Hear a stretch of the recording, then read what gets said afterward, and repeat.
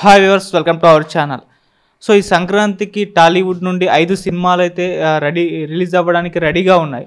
అయితే ఈ నేపథ్యంలో ఖచ్చితంగా థియేటర్స్ ప్రాబ్లం వస్తుంది. ఈ సినిమాల కలెక్షన్స్ మీద కూడా ఇవి ఇంపాక్ట్ చూపించే ఛాన్స్ ఉందని చెప్పేసి దిల్ రాజు గారు ఖచ్చితంగా ఏదో ఒక సినిమాని వెనక్కి తీసుకోండి, తీసుకున్న సినిమాకి సోలో రిలీజ్ ఆఫర్ కూడా చేస్తామని చెప్పడం చూస్తున్నాం.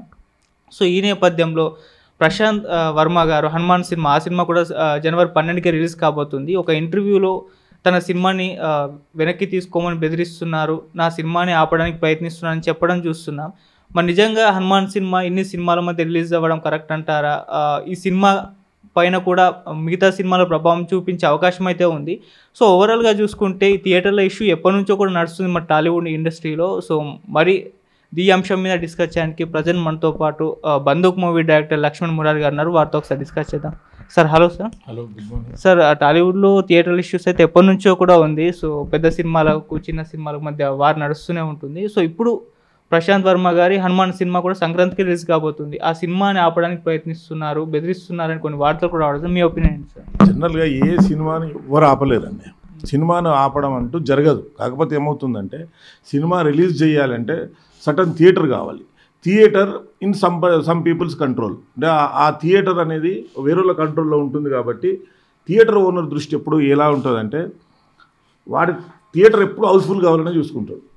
సంక్రాంతికి 5 సినిమాలు వస్తున్నాయి. గుంటూరు మిర్చి ఒకటి, సైందవ్ ఒకటి, నాసామిరంగ, తర్వాత ఈగల్ ఒకటి, ఇప్పుడు హనుమాన్ ఒకటి. సో ఈ ఐదు సినిమాల్లో ఏ సినిమా వేసుకుంటే హౌస్ఫుల్ అవుతుంది అనే మైండ్ సెట్లో ఎగ్జిబిటర్ ఉంటాడు. ఎగ్జిబిటర్ అంటే సినిమా థియేటర్ ఓనర్. సో అలా కనిపించేది పెద్ద హీరో సినిమానే కనిపిస్తుంది. సంక్రాంతికి ఏంటంటే ఏ సినిమా ఉన్నా ఎస్పెషల్లీ ఆంధ్రాలో హౌస్ఫుల్ అవుతుంది ఫస్ట్ ఉన్న 3 days. యాక్చువల్గా సంక్రాంతికి కంఫర్టబుల్గా సినిమా రిలీజ్ చేయాలంటే 3 నుంచి 4 సినిమాలు కంఫర్టబుల్గా చేసుకోవచ్చు. 9th రోజు చేసుకోవచ్చు, 10th చేసుకోవచ్చు, 11th 12th వరకు చేసుకోవచ్చు. ఒక్కోసారి 14th 15th చేసిన సందర్భాలు ఉన్నాయి. అంటే సంక్రాంతి మ్యాజిక్ ఏం చేస్తుంది అంటే, మీకు ఐడియా ఉందో లేదో, అరుంధతి అనే సినిమా సంక్రాంతికి రిలీజ్, కానీ ఫైనాన్షియల్ ఇష్యూస్ వల్ల ఆ రోజు రిలీజ్ అవ్వలేదు. అది 17th రిలీజ్ అయింది. అయినా చరిత్ర తిరగరాసే అంత బ్లాక్ బస్టర్ మూవీ అయింది. శంకర్ దాదా ఎంబీబీఎస్ ప్లస్ ఆనంద్ ఒకటే రోజు రిలీజ్, సేమ్ డే రిలీజ్ ఆ రెండు. అదే శంకర్ దాదా ఎంబీబీఎస్ చిరంజీవి గారి remake block buster cinema, remake చేసిన తెలుగు సినిమా. ఆనంద్ అనే ఫస్ట్ వాటి శేఖర్ కమ్మల్ అప్పటివరకు ఆ సినిమా 100 షోలు వేసినా కూడా ఎవరు చూడని సినిమా. అది ఎవరు చూస్తారు అన్నారు. ఆ రెండు సూపర్ హిట్ అయినాయి. అంటే ఇక్కడ చెప్పేది ఏంటంటే సినిమా కంటెంట్ బాగుంటే ఖచ్చితంగా ప్రేక్షకులు చూస్తారు.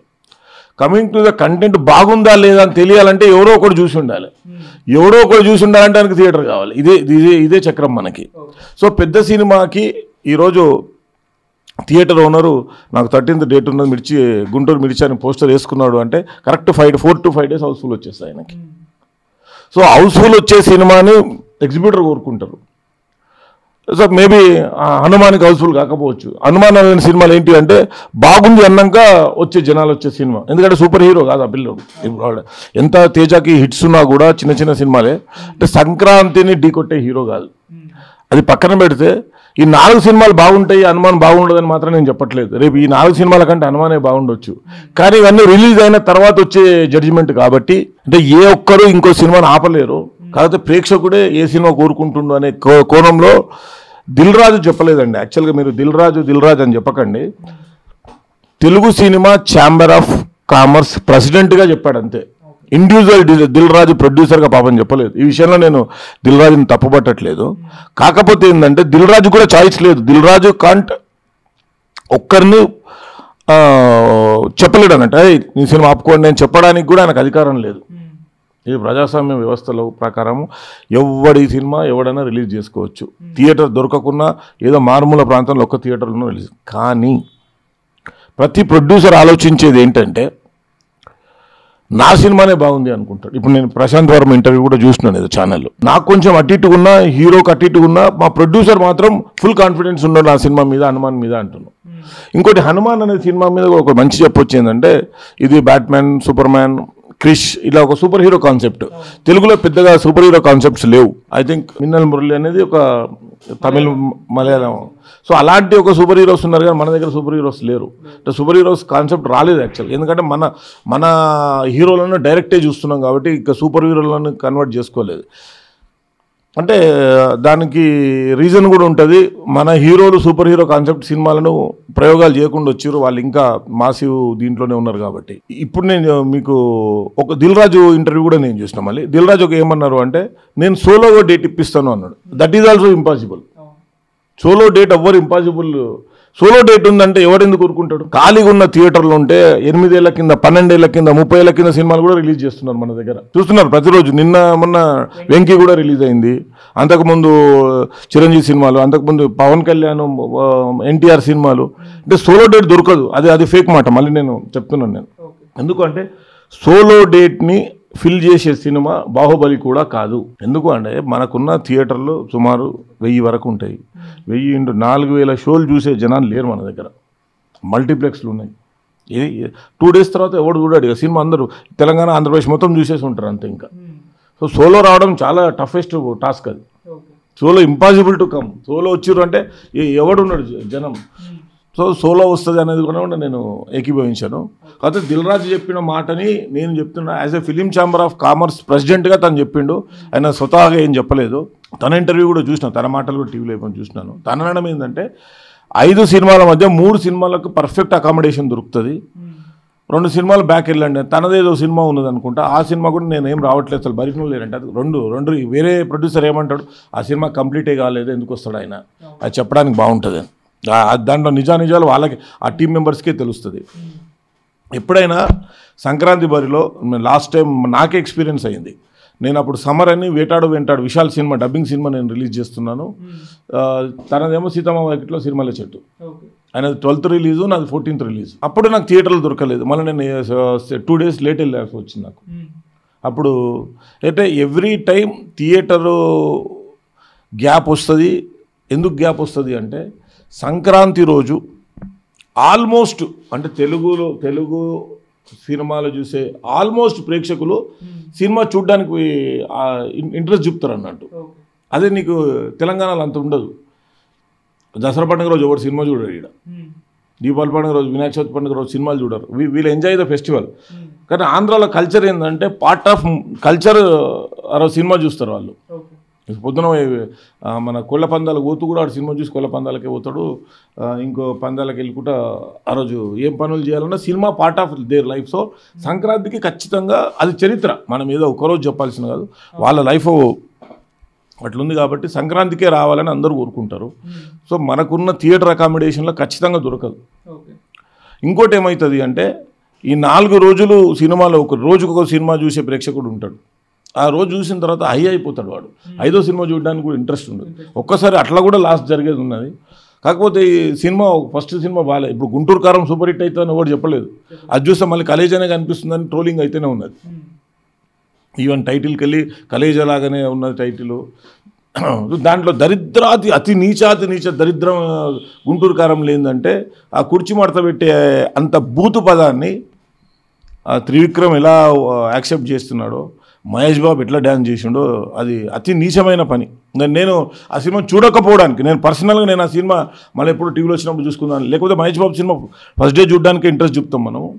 అది చూడకపోవడానికి ఏదో రీజన్ అంటే, మహేష్ బాబు స్థాయిని దించేస్తున్నారు ఏంది అని అనిపించింది నాకు. అందుకోసమే అంటే ఏ సినిమా బాగుంటుంది, ఏ సినిమా బాగుండదు నాకు రిలీజ్ అయిన తర్వాత తెలిసే ప్రక్రియ. కాబట్టి 5 సినిమాలు వచ్చినా కూడా మంచిగా ఉన్న సినిమా మిగులుతుంది. కాకపోతే 5 సినిమాలు ఇక్కడ చాలామందికి తెలియని విషయం ఏంటంటే, 5 సినిమాలు ఏ రోజు ఒక్కరోజు జరగవు. అందరు ఏదో మన పోటీలో ఎలక్షన్ రోజు ఉంటే 2 పార్టీలు ఒకటే రోజు ఎలక్షన్ ఉంటుంది. ఓ రోజు ఒకటే, ఓ రోజు ఒకటిలాగా ఉండదు కదా. ఇక్కడ 5 సినిమాలకు 4 days ఉంటుంది టైం. 9th వెళ్ళి స్టార్ట్ చేసుకోవచ్చు. ఈవెన్ దేవదాస లాంటి సినిమా 9th స్టార్ట్ చేసినప్పుడు అది బ్లాక్ బస్టర్, చిన్న సినిమా, అన్నిటికంటే చిన్న సినిమా. దానికి ఆపోజిషన్ కూడా పెద్ద సినిమాలు ఉన్నాయి అప్పుడు. సో చిన్న సినిమాను ముందు రిలీజ్ చేయండి, సత్తా లేదనుకో పెద్ద సినిమాకి ఫుల్ వస్తుంది. అంటే చిన్న cinema in the sense budget పరంగా చిన్న సినిమా అంతే, వేరే పరంగా కాదు. ఇప్పుడు డబ్బింగ్ సినిమాలు కూడా 3 వస్తున్నాయి సార్, మరి వీటి పరిస్థితి ఏంటి? వీటికి థియేటర్స్ దొరుకుతాయంటారా? ఇప్పుడు డబ్బింగ్ థియేటర్కి దొరకడానికి ఛాన్సు, డబ్బింగ్ సినిమాలు ఈరోజు తమిళే, ఎస్పెషల్లీ తమిళకెళ్ళి వచ్చాడు. ఒకటి రజనీకాంత్ గారిది, ఇంకోటి ధనుష్ది, శివకార్తికేయ అంటే మళ్ళీ కొంచెం తక్కువ లీడర్. ఆయన గ్యాప్లో రావాల్సిన హీరో ఆయన. రజనీకాంత్ సినిమాను ఖచ్చితంగా చూస్తారు జనాలు, అంటే ఆడియన్స్ ఉన్నారు. ఎందుకంటే రీసెంట్గా జైలర్ కూడా సూపర్ హిట్ కాబట్టి. సింగిల్ థియేటర్లు దొరకవు వీళ్ళకి. సింగిల్ థియేటర్లను మేనేజ్ చేసే కెపాసిటీ మాత్రమే మన డిస్ట్రిబ్యూటర్కి ఉండగలుగుతుంది. కానీ కమింగ్ టు ద కార్పొరేట్ మల్టీప్లెక్స్లోకి వచ్చిన తర్వాత ఇవ్వంది నడవదాడు. PVR is ruling, Cinemax is ruling. So ఎప్పుడైతే నీకు సాత్వా ఉన్నారు, ఎప్పుడైతే నీకు ఈ మల్టీప్లెక్స్లోకి వచ్చిందనుకో, మల్టీప్లెక్స్లో they can accommodate 6 shows a day. So మల్టీప్లెక్స్లో అకామిడేట్ చేస్తారు ఆ సినిమాలకి. సో ఇక్కడ తెలుగు సినిమాలకి దొరకట్లేదు, తమిళ సినిమాలకు కూడా ఎంట్రీ అంటే మీకు కూడా నేను సింపుల్గా చెప్తాను ప్రేక్షకులకి, హనుమాన్ ఇద్దాము, రజనీకాంత్ సినిమా ఇద్దాం పక్క థియేటర్లో, ఎవరు పోతారు సెంట్రల్గా? So ప్రేక్షకులే అట్లుంటారు brother. పాపం డిస్ట్రిబ్యూటర్లని అనలేము మనం, ప్రేక్షకులే పెద్ద సినిమా చూద్దామనే మైండ్ సెట్లోనే ప్రేక్షకులు ఉంటారు. కాబట్టి చిన్న సినిమాలకు సీట్ ఏవి దొరకవు. ఇప్పుడు చిన్న సినిమా ఆ డిస్ట్రిబ్యూటరు పలానా డిస్ట్రిబ్యూటర్ ఆ చిన్న సినిమా అనుకున్న చిన్న సినిమాని ఒక థియేటర్లో వేస్తాము, ఇది నా సినిమా హౌస్ఫుల్ చేయండి అంటే వాడు హౌస్ఫుల్ కాదు.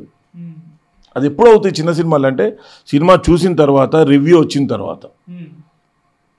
సంక్రాంతికి రివ్యూ రావాలంటే ఫస్ట్ ఫ్యాన్స్ గొడవనే ఉంటుంది. మహేష్ బాబు సినిమా బాగాలేదని ఒకడంటే బాగుంది అంటాడు, బాగున్న ఎంతమంది అంటారో అంతకంటే బాగాలేదని ట్రోలింగ్ ఇంకో 200 మంది చేస్తారు. సో ఈ జడ్జిమెంట్ వచ్చే వరకు పండగ వెళ్ళిపోతుంది. అంటే 2 కోతుల మధ్యలో ఇంకో పిల్లి దూరడం అనే అది ఉంటుంది కదా. అది డబ్బింగ్ సినిమాల గురించి దిల్రాజు గారిని ఒక మీడియా అడిగారు, ఏంటి సార్ మరి వీటికి థియేటర్స్ అంటే మనకే లేవు, ఇంకా వాళ్ళకి ఏమి ఇస్తావు అని అన్నారు. సో ఇప్పుడు చాలా మీమ్స్ ట్రోల్స్ రావడం చూస్తున్నాం. అంటే గతంలో వారసుడు సినిమాని వాల్తేరు వీరయ్య, వీరసింహారెడ్డి ఆ టైంలో రిలీజ్ చేశారు, వాటికన్నా ఎక్కువ షోస్ ఇచ్చారు, మరి మీరే కదా ఇచ్చింది, మరి ఇప్పుడు ఎందుకు ఇలా మాట్లాడుతున్నారు? అదే షోస్ ఇవ్వలేడు దిల్రాజు, థియేటర్లో కూడా దిల్రాజు షోస్ ఇవ్వలేడు అని చెప్పుకోవడానికి మాత్రమే ఆయన హీరో చేయడం అంతే. ఆడ హౌస్ఫుల్ వేసుకుంటే 4 రోజుల ముందు థియేటర్లో ఎక్కిస్తాడు. థియేటర్లో ఎక్కించిన తర్వాత నీకు తప్పని పరిస్థితుల్లో జనాలు అడిగిపోతారు భయ్, అంతే. తప్పని పరిస్థితుల్లో జనాలు, ఇప్పుడు మా ఊర్లో 3 థియేటర్లు ఉన్నాయి, ఈ 3 సినిమాలే వేయాలి కదా, 4వ సినిమా ఎక్కడ వేయడానికి ఛాన్స్ ఏముంటుంది? ఇంకా అప్పుడు మా తెలంగాణ గవర్నమెంట్లో ఇక్కడ ఉన్నప్పుడు స్పెషల్ షోస్ వేసి చిన్న సినిమాలను రిలీజ్ చేయించిన రోజులు కూడా ఉన్నాయి. అలాంటివి జరగాలి ఇప్పుడు. కాకపోతే ఏమవుతుందంటే నీకు Mahesh Babu show early morning 4 o'clock నుంచే వాడికి మహేష్ బాబు సినిమా కావాలి. అది బి సెంటర్, సి సెంటర్ దగ్గర కూడా సినిమా రిలీజ్ పెట్టుకుంటున్నారు ఈరోజు. ఖచ్చితంగా ఈ పరిణామంలో జరగాల్సిన తప్పు జరుగుతుంది, ఎవడో ఒకడు శిక్షించబడతాడు. ఎందుకు అంటే పెద్ద సినిమాల మధ్యలో నా సినిమా వెళ్తే నేను గెలుస్తాను అనేది ఒక తెగింపు ఉన్న వాళ్ళంటే, పెద్ద సినిమాలకు ఇంకొక డిసడ్వాంటేజ్ ఉంటుంది చెప్తాను చూడండి. పెద్ద సినిమాలు కొంచెం బాగాలేదనుకో, ఓన్లీ సంక్రాంతికే రిలీజ్ చేయాలి, వేరే రోజు రిలీజ్ చేస్తే కూడా చూడాడు ఆ సినిమాలు. చిన్న సినిమాలు ఎప్పుడైనా కంటెంట్ బాగుంటే ఆడతాయి, కానీ పెద్ద సినిమాలు కంటెంట్ బాగాలేని పెద్ద సినిమాలు సంక్రాంతికి మాత్రమే ఆడగలిగితే వేరే రోజు ఆడలేవు. ఎందుకు అంటే దెర్ ఇస్ అ కల్చర్, ఆంధ్రప్రదేశ్లో కల్చర్ ఉంది, ఎట్టి పరిస్థితులు ఆ రోజు సినిమా చూడాలనే కల్చర్ ఉంటుంది.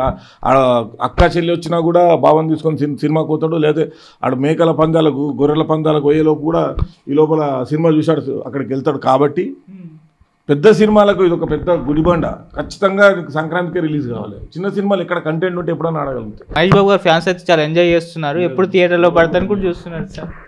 మహేష్ బాబు ఫ్యాన్స్ కూడా ఎంజాయ్ చేయరు కదా, ఎందుకంటే అది ఖచ్చితంగా అది బూతు పదం.